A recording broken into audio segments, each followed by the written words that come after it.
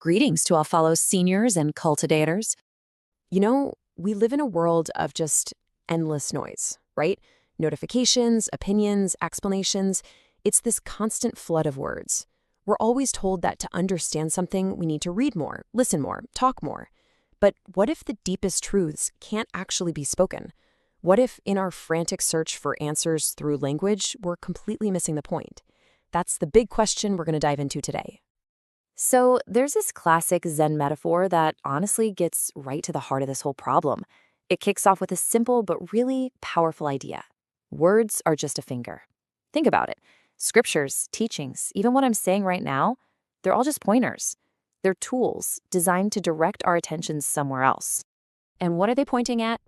The moon. In this metaphor, the moon is, well, it's reality. It's the ultimate truth, the inexpressible essence of everything. It's huge, it's beautiful, and it's totally silent. The finger is not the moon. It's just a tool to help you see it. And this right here, this is the trap.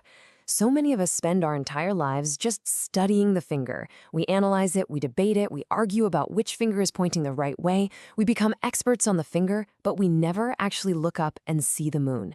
We mistake the map for the territory. So that's a big question, isn't it? If truth isn't in the words, how on earth is it transmitted? Well, the answer lies in one of the most famous stories in Zen history, a teaching that was delivered without a single word ever being spoken. I want you to just picture this for a second. A huge crowd of students, they're all gathered around, just hanging on every moment, waiting for some profound sermon from the Buddha. You could cut the anticipation with a knife, but instead of giving a lecture, he says nothing. He just quietly holds up a single flower for everyone to see. So the whole place is just silent and confused. You can almost hear the gears turning in their heads, everyone trying to figure out the hidden meaning, the deep symbolism. What could it possibly mean? But there's this one disciple, Mahakasyapa. He doesn't analyze, he just sees. He connects directly with the simple truth of the flower, and this little smile just blossoms on his face. In that one moment, boom, the teaching was passed. This is what they call a heart-to-heart transmission. It's like a direct download of understanding from one mind straight to another, completely bypassing the clumsy, clunky filter of words. It's the moment you realize that the essence of life isn't in the explanation of the flower, but in the direct experience of the flower itself. Okay, so if we want to be able to receive this kind of wordless truth, our minds have to be ready for it.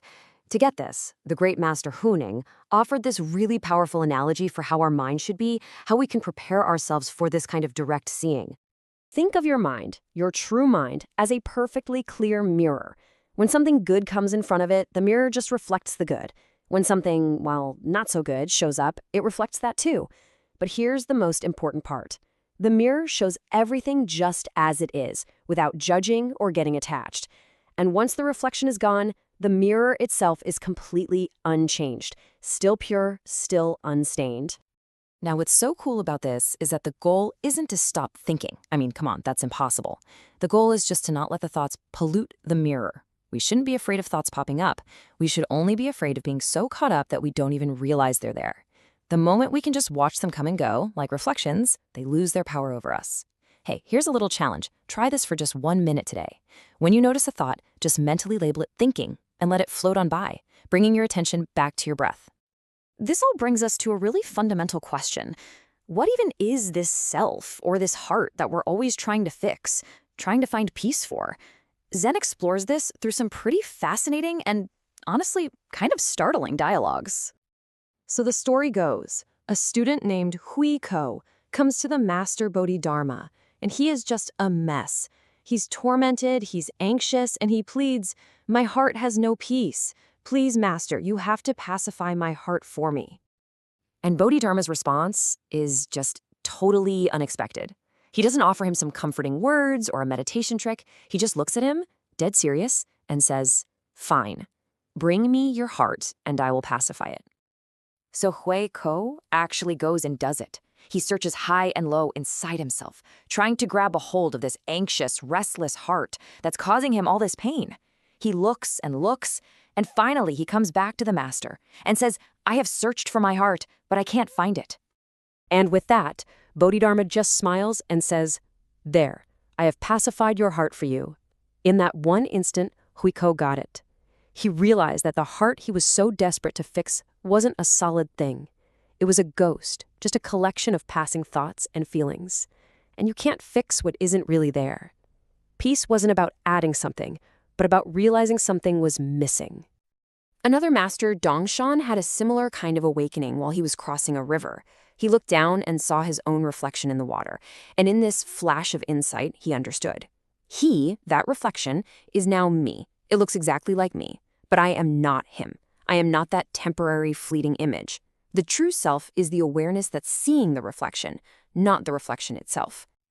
Now, I know this can all start to sound pretty abstract, pretty philosophical, but the real heart of Zen is that these profound truths aren't just found on some remote mountaintop.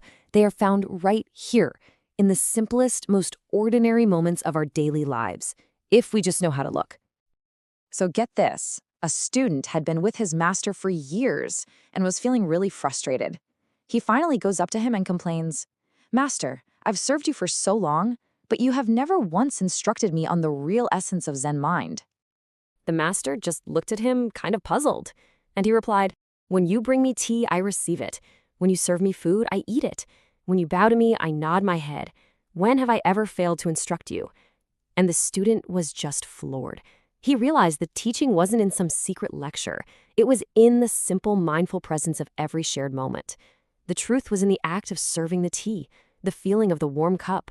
It's there when you really feel the soap and water as you wash the dishes. The teaching is always happening. The only question is whether we're present enough to receive it. Okay, now let's discuss some of the delicious vegetarian options. You see, the ultimate teaching isn't an idea to be understood with your brain. It's a reality to be experienced. It's in the taste of water, the warmth of the sun, the feeling of your own breath. These things don't need an instruction manual. So the real question to take with you isn't what you can learn, but what you can notice. In the quiet moments of your day, what truth can you hear that needs no words at all? Gratitude for the grace of heaven and the virtues of the teachers. Thank you, everyone. See you next time.